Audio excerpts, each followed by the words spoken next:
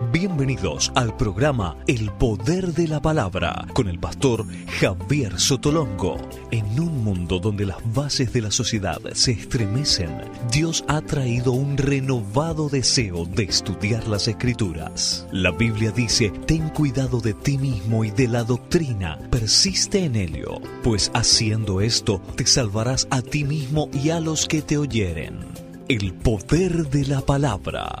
Puede comunicarse con nosotros al 305-696-1243 a la Iglesia Estrella de Belén, situada en el 510 East 41 Street de Hialeah, Florida, o visitar nuestra página web al www.iglesiaestrelladeBelén.org. Con ustedes, el Poder de la Palabra y su anfitrión, el pastor Javier Sotolongo. Lucas capítulo 15. Vamos a buscar el versículo 17 y leemos todos juntos. Dice: y volviendo en sí, dijo: ¿cuántos jornaleros en casa de mi padre tienen abundancia de pan, y yo aquí perezco de hambre? Me levantaré e iré a mi padre, y le diré: Padre, he pecado contra el cielo y contra ti. Ya no soy digno de ser llamado tu hijo. Hazme como uno de tus jornaleros. Y levantándose, vino a su padre, y cuando aún estaba lejos, lo vio su padre, y fue movido a misericordia. Y corrió y se echó sobre su cuello y le besó. Y el hijo le dijo: Padre, he pecado contra el cielo y contra ti, y ya no soy digno de ser llamado tu hijo. Pero el padre dijo a sus siervos: sacad el mejor vestido y vestidle, y poner un anillo en su mano y calzado en su pie. Y traed el becerro gordo y matadlo, y comamos y hagamos fiesta. Porque mi hijo muerto era, y ha revivido, se había perdido, y es hallado. Y comenzaron a regocijarse. Hasta ahí vamos a dejar la lectura. Vamos a orar. Señor, pedimos que tu Espíritu Santo obre en este lugar y se manifieste. Y pedimos, Señor, que tú seas con cada persona que está aquí hoy, cada persona que va a escuchar este mensaje a través de los medios de comunicación. Pedimos que tú te glorifiques, Señor, en nuestras vidas, que tú quites de nuestra mente toda cosa que pueda perturbar, que tú nos hables. Habla a nuestra mente, habla a nuestro corazón, Señor, y ayúdanos a arribar a conclusiones que glorifiquen tu nombre. Quizás como una manera de introducción a las personas que no estaban aquí el domingo pasado, estuvimos hablando de la primera parte de Lucas 15, comenzando en el verso 11, y ubicando el pasaje, Jesucristo está delante de los líderes religiosos de su tiempo, personas que estaban oyendo lo que él estaba diciendo, pero personas que querían encontrarle un fallo en su enseñanza. Personas que tenían el control de la religión en su país, en Israel. Y personas que no estaban muy contentas con la forma que Cristo estaba conduciéndose. Porque el asunto es que se estaban acercando alguna gente a Cristo que a aquellos líderes religiosos no les gustaban. Ellos le llamaban pecadores, que se estaban acercando a Cristo, pero una cosa importante, Cristo no los rechazaba. Cristo no le decía: tienen que irse del lado mío o algo así, sino que Cristo los estaba recibiendo. Y un dato muy importante que para nosotros no significa mucho, pero para ellos sí, dice que comía con ellos. Y ese dato es importante para el judío, para el hebreo. El judío nunca comía con una persona que fuera un pecador o una persona que no fuera judío, y no podía comer con él. Y Cristo comía con estas personas, los recibía y tenía compañerismo con ellos. Y ese era un problema para aquellos líderes religiosos que estaban cuestionando si Cristo de verdad era de Dios, era el Mesías, o si era un mentiroso. Entonces, frente a esa actitud, Cristo les hace esta historia. Les hace 2 o 3 historias más antes, 2 historias antes que esta. Pero esta historia está ilustrando lo que ellos sentían. está ilustrando lo que ellos estaban pensando. Y ilustraba también lo que ellos estaban murmurando, porque dice que murmuraban. Si usted va al capítulo 15, verso 1 y verso 2, decía que ellos estaban murmurando sobre lo que Cristo estaba haciendo. El Señor va a esta historia y de una manera muy sutil le está diciendo a ellos cosas terribles, porque la historia esta, el énfasis, aunque a veces no nos damos cuenta, está en la última parte del pasaje, que es el hijo mayor. Un hombre tenía 2 hijos. Uno le pide la herencia, pero el propósito de pedir la herencia es porque quiere irse a un lugar apartado, gastar el dinero en cosas inmorales. Ese es el asunto. El padre, para sorpresa de todos, según la historia, le da lo que le pertenece. Se lo comparte y se lo da. Y el muchacho se va, dice, a un país apartado, posiblemente un país que no era, es decir, una provincia, dice en la traducción de nosotros, pero posiblemente era un país gentil, un país donde no se adoraba al Dios de los judíos, un país donde estaba en contra de la ley que ellos tenían, y dice que allí gastó los bienes perdidamente, es decir, estaba en pecado. Y ese muchacho, después de haber gastado todo el dinero, de pronto está haciendo el trabajo más miserable que podía un judío imaginar, que era darle de comer a los cerdos. Primero, ellos ni tenían cerdo en su país porque era prohibido por la ley, y menos trabajar en mantener a los cerdos. Pero una cosa que llega prácticamente al colmo de lo que ellos podían soportar es que dice que aquel muchacho, viviendo allí con los cerdos, quiere comer de la comida de los cerdos. Posiblemente eso era una ofensa para los judíos, precisamente por lo que significaba ese animal para ellos, que era un animal inmundo, y también por la manera tan baja que ese muchacho había descendido. Ahora, ese es el bosquejo de este pasaje. Lo interesante es que después que el dinero se le acaba al muchacho, vamos al verso 17, el verso 15 dice, como una manera de introducción a las personas que no estaban aquí el domingo pasado.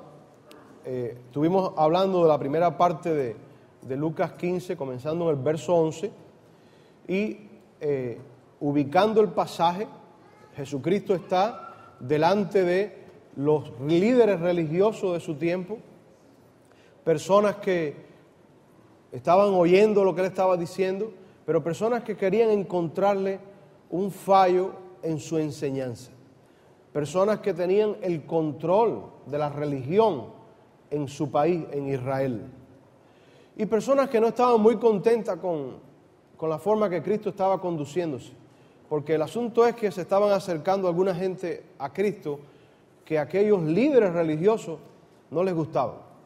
Ellos le llamaban pecadores, que se estaban acercando a Cristo, pero una cosa importante, Cristo no los rechazaba. Cristo no le decía, tienen que irse del lado mío o algo así, sino que Cristo los estaba recibiendo. Y un dato muy importante que para nosotros no significa mucho, pero para ellos sí, dice que comía con ellos. Y ese dato es importante para el judío, para el hebreo. El judío nunca comía con una persona que fuera un pecador o una persona que no fuera judío, y no podía comer con él. Y Cristo comía con estas personas, los recibía y tenía compañerismo con ellos. Y ese era un problema para aquellos líderes religiosos que estaban cuestionando si Cristo de verdad era de Dios, era el Mesías, o si era un mentiroso. Entonces, frente a esa actitud, Cristo les hace esta historia. Les hace 2 o 3 historias más antes, 2 historias antes que esta. Pero esta historia está ilustrando lo que ellos sentían, está ilustrando lo que ellos estaban pensando. Y ilustraba también lo que ellos estaban murmurando, porque dice que murmuraban. Si usted va al capítulo 15, verso 1 y verso 2, decía que ellos estaban murmurando sobre lo que Cristo estaba haciendo. El Señor va a esta historia y de una manera muy sutil le está diciendo a ellos cosas terribles, porque la historia esta, el énfasis, aunque a veces no nos damos cuenta, está en la última parte del pasaje, que es el hijo mayor. Un hombre tenía 2 hijos. Uno le pide la herencia, pero el propósito de pedir la herencia es porque quiere irse a un lugar apartado, gastar el dinero en cosas inmorales. Ese es el asunto. El padre, para sorpresa de todos, según la historia, le da lo que le pertenece. Se lo comparte y se lo da. Y el muchacho se va, dice, a un país apartado, posiblemente un país que no era, es decir, una provincia, dice en la traducción de nosotros, pero posiblemente era un país gentil, un país donde no se adoraba al Dios de los judíos, un país donde estaba en contra de la ley que ellos tenían, y dice que allí gastó los bienes perdidamente, es decir, estaba en pecado. Y ese muchacho, después de haber gastado todo el dinero, de pronto está haciendo el trabajo más miserable que podía un judío imaginar, que era darle de comer a los cerdos. Primero, ellos ni tenían cerdo en su país porque era prohibido por la ley, y menos trabajar en mantener a los cerdos. Pero una cosa que llega prácticamente al colmo de lo que ellos podían soportar es que dice que aquel muchacho, viviendo allí con los cerdos, quiere comer de la comida de los cerdos. Posiblemente eso era una ofensa para los judíos, precisamente por lo que significaba ese animal para ellos, que era un animal inmundo, y también por la manera tan baja que ese muchacho había descendido. Ahora, ese es el bosquejo de este pasaje.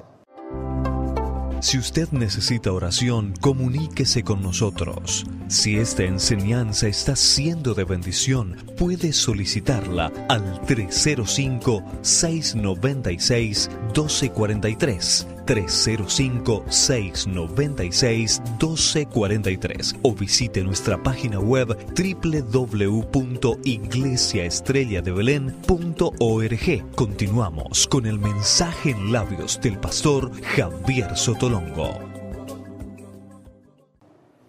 Lo interesante es que después que el dinero se le acaba al muchacho, vamos al verso 17, el verso 15 dice, después que se le acabó el dinero, verso 14 dice, cuando todo lo hubo malgastado, vino una gran hambre en aquella provincia y comenzó a faltarle. Y el verso 15 dice, y fue y se arrimó a uno de los ciudadanos de aquella tierra, el cual le envió a su hacienda para que apacentase cerdo. Y ahí tenemos el esfuerzo de él por no darse por vencido. Es decir, él sabía que él estaba haciendo lo incorrecto. Él sabía que él estaba en contra de Dios, en contra de su padre. Se le acabó el dinero, pero no se dio por vencido. Él dijo, un momentico, ahora me voy a conseguir un trabajo aquí y voy a seguir lejos de Dios y lejos de mi padre y viviendo como a mí me dé la gana. Y entonces fue y se arrimó a aquel hombre, pero parece que lo que ganaba no le alcanzaba ni para comer, porque dice que deseaba comer la comida que comían los cerdos. Y aquí comenzamos nosotros con la exposición de la palabra. Cómo nosotros, aún con el esfuerzo que nosotros querramos hacer, nosotros no podemos arreglar nuestra vida. Usted puede que piense por un momento que usted puede arreglar su vida. Usted está en una crisis, en un vicio, en un pecado, y usted quiere salir de ese pecado. Pero lo interesante es que usted no puede salir. Es decir, por mucho que usted trate de salir, no puede. Y ahí viene el problema de la incapacidad humana. No podemos arreglar nuestra vida. ¿Cuánta gente quiere salir del pecado? ¿Cuánta gente quiere salir del adulterio? ¿Cuánta gente quiere salir del robo, de la drogadicción? Y se ve atado, se ve que no puede salir. Este muchacho está experimentando algo así. Él está queriendo arreglar su vida. Bueno, se me acabó el dinero, ahora voy a conseguir dinero de otra forma. Pero todavía aquello no funciona. Trabajaba, pero lo que trabajaba no alcanzaba ni para comer. ¿Dónde estaban los amigos? ¿Dónde estaban la gente con que él gastó el dinero? Todo el mundo se había desaparecido. Se arrimó, dice, a uno de los ciudadanos de aquella tierra. Y la cosa le iba peor, se estaba muriendo de hambre. Ahora eso nos dice a nosotros que en este mundo nosotros no tenemos respuesta para el dilema del pecado. En este mundo que usted y yo vivimos, por mucho que usted trate de salir del pecado suyo, usted no va a poder con su fuerza. Tiene buena intención, pero no puede. Por eso usted tiene que buscar ayuda fuera de usted. Una ayuda que no es una ayuda humana, pero una ayuda que viene del cielo, que viene del Señor Jesucristo, que le va a ayudar a usted a enfrentar esa dificultad, ese problema, cualquiera que sea ese problema. Hay un autor de libros que dice: no podemos tomar las bendiciones que Dios nos ha dado, despreciarlas y luego no esperar las consecuencias de pobreza espiritual. Es decir, él sembró rechazo hacia las cosas de Dios, él sembró desprecio hacia la palabra de Dios, pues él está cosechando precisamente lo que él siembra. Y no podemos esperar algo diferente. Dios le ha bendecido a usted, Dios le ha rodeado a usted de misericordia, de bendiciones, y si nosotros la hemos despreciado, la hemos pisoteado, pues ¿qué vamos a esperar? Pues una crisis espiritual, una pobreza. Las personas se sienten solos, se sienten vacíos, se sienten lejos de Dios, se sienten infeliz. Y la pregunta es, bueno, ¿y por qué se sienten infeliz? Bueno, sencillamente ha despreciado lo que Dios le ha dado, las bendiciones, y piensa que quizá la mujer que tiene es el problema y cambia a la mujer y coge otra, o el hombre que tiene es el problema y cambia al hombre y coge otro, y después se encuentra que tiene el mismo problema que tuvo con la otra o con el otro, y piensa que cambiando de lugar se muda para otro estado y cree que todos los problemas se van a resolver, y nada, y es el mismo problema. Porque el asunto no es resolver lo exterior, el asunto es resolver el problema interior que tiene el ser humano. Hasta que el ser humano no resuelva ese problema con Dios, todo va a estar igual y va a ir de mal en peor y se va a sentir vacío y se va a sentir infeliz y va a sentir que le falta algo, aunque aparentemente lo tiene todo. Porque es una cosa curiosa. Personas que tienen su dinero, tienen su familia al lado y tienen sus cosas materiales, pero todavía se sienten infelices y no tienen felicidad en su alma y siente que algo le falta, que algo está missing, algo le está faltando en su vida. Ahora, vamos a ver cómo todo esto, después de toda esta humillación y toda esta pobreza espiritual, de pronto cambia el sentir de este muchacho. Mire el verso 17 lo que dice. Dice, y volviendo en sí. Ahora, esa expresión es posiblemente la expresión más importante del pasaje. Y si usted tiene su Biblia ahí, yo le pido que subraye ese pedacito nada más. Y volviendo en sí. Ahora, esa palabra o esa expresión volviendo en sí realmente significa un cambio de su pensamiento. En inglés dice un cambio de mente, pero en español se dice un cambio de idea, de pensamiento, de manera de pensar.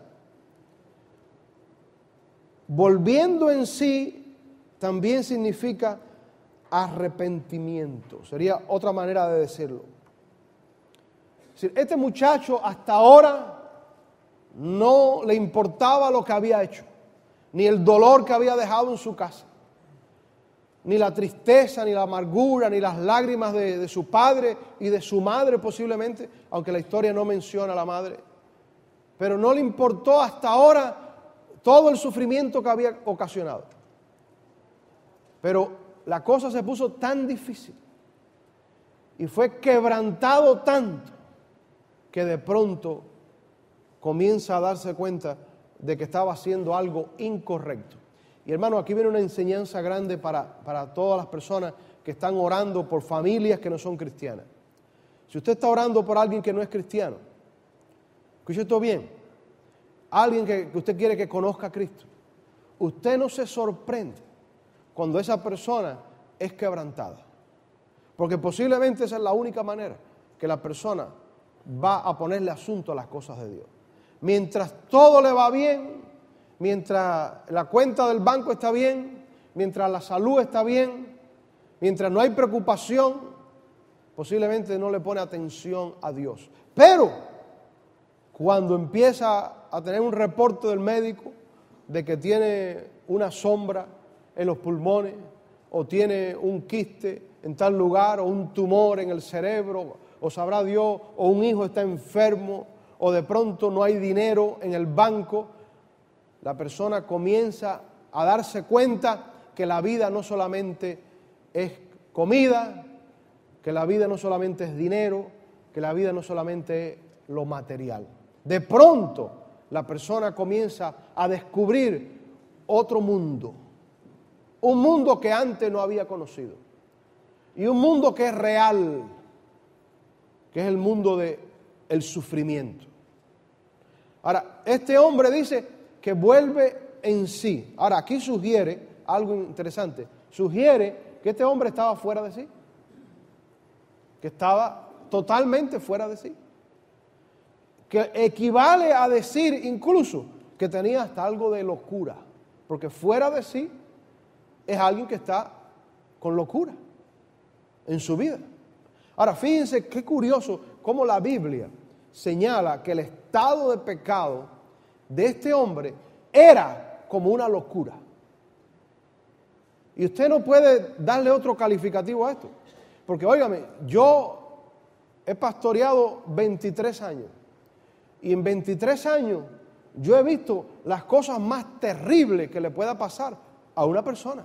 Una persona que tiene su hogar, tiene sus hijos, tiene su negocio, tiene todo, y de pronto quiere dejar su esposa, quiere dejar sus hijos y quiere hacer su vida independiente. Ahora, usted me puede decir a mí que eso no es una locura. No le importa el sufrimiento de los hijos, no le importa el sufrimiento de la esposa, no le importa el sufrimiento de nadie. Se está solamente mirando a sí mismo y pensando en sí mismo. Destruye un negocio, destruye todo, sencillamente por un pecado. Ahora, eso no es una locura. Eso no es estar fuera de sí. ¿Cuántas personas después que pasa el tiempo y se dan cuenta lo que han hecho, dicen, si yo pudiera volver atrás, si yo pudiera quitar esa página de mi vida, pero ya es muy tarde, ya eso, la oportunidad pasó. Ahora, la Biblia señala que este hombre estaba fuera de sí, estaba como loco, el pecado lo había cegado y lo había vuelto loco. Sencillamente es un estado de locura que si usted se descuida, usted puede entrar en ese estado de locura. Porque usted piensa, bueno, eso es fulano y eso es el otro y esta es la otra. No. Aquí el que se descuida un poco entra en esto. Porque yo conozco gente tan cuerdo como usted y como yo. Conoce la Biblia como usted y como yo. Y han entrado en esta locura. Y la consecuencia después viene. Y las consecuencias no solamente a uno, sino a los seres amados alrededor de uno. Viene después. Pero ya eso es tarde. Es decir, que usted no crea que la puerta suya está segura, que la puerta suya está segura y tiene un cerrojo ahí, un candado, y el enemigo no va a empujar eso. No crea eso. Dice la Biblia que el que cree que está firme, mire que no caiga. Si usted se cree que usted está bien firme, tenga cuidado con eso. Porque esas son la gente que más se descuidan. ¿Verdad? Es como el soldado que está haciendo guardia y dice, bueno, aquí no va a venir nadie a robar. Y coge la escopeta y le quita las balas y se pone a dormir. Y ahí viene el ladrón ese día y lo toma desprevenido. Nuestra vida espiritual es algo así. Usted piensa que usted está bien, usted piensa que usted está sólido en lo que usted cree, usted piensa que usted tiene un hogar firme y usted se descuida. Y ahí viene la mentira. Y donde menos usted piensa, ahí está. A través del trabajo suyo, una tentación, a través de sus hijos, y así.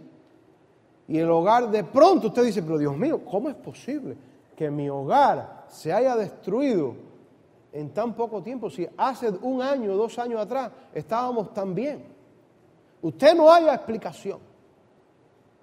Sí, lo importante aquí es estar esperando con los ojos abiertos, no confiarse, porque por cualquier lugar puede entrar el lobo y puede destruir el ganado y matar las ovejas que hay en el redil.